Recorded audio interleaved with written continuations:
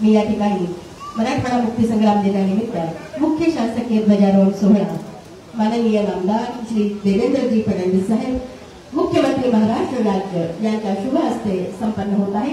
त्यांच्या समवेत आहे माननीय पालकमंत्री संजयजी शिरसाट साहेब, त्याचप्रमाणे माननीय जिल्हाधिकारी दिलीप स्वामी साहेब, माननीय विभागीय आयुक्त साहेब जितेंद्रजी पापलकर सर आणि माननीय पोलीस आयुक्त प्रवीणजी पवार।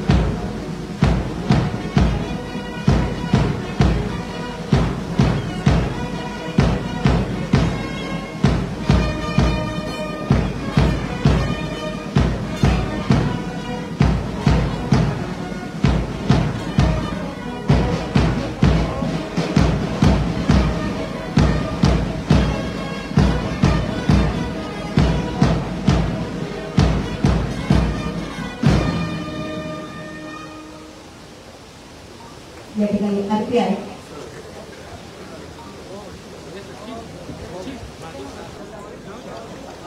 हिंदवी स्वराज्याचे सरसंस्थापक छत्रपती शिवरायांना मानाचा मुजरा करतो।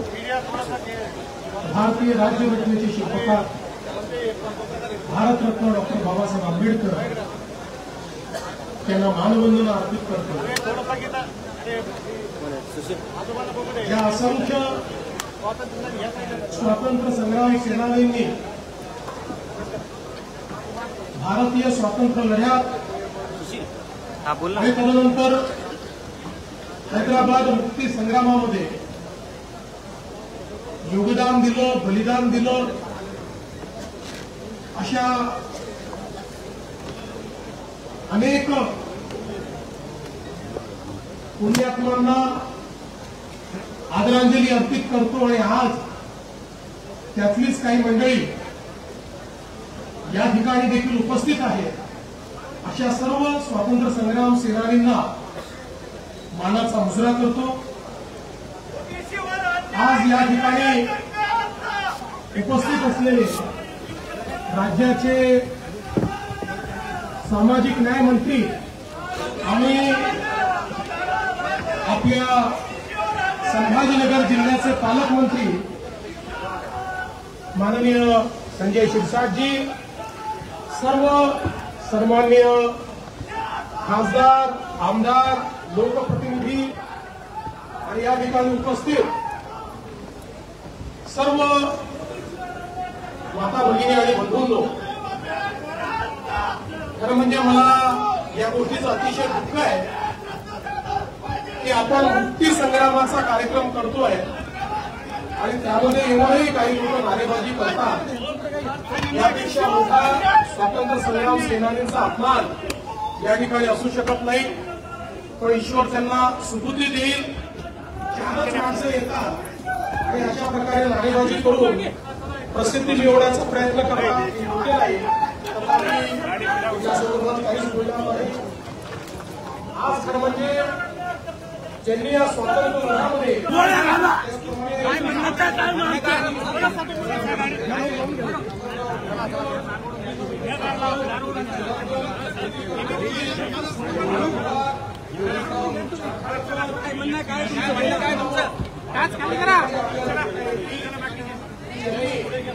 त्यांच्यासोबत असंख्य लोकांनी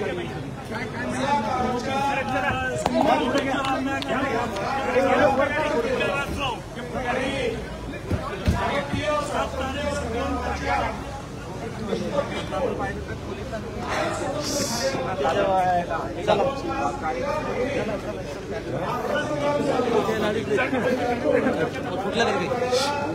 थोडंसं लागलं नाही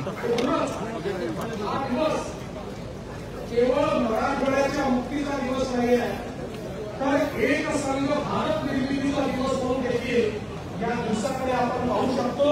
आणि म्हणूनच या सर्व लोकांचा आदर ठेवणं हे आपलं परम कर्तव्य आहे. आज आपल्याला माहिती आहे की मराठवाड्याच्या सर्वांगीण विकासाकरता मोठ्या प्रमाणात आपण प्रयत्न करतो.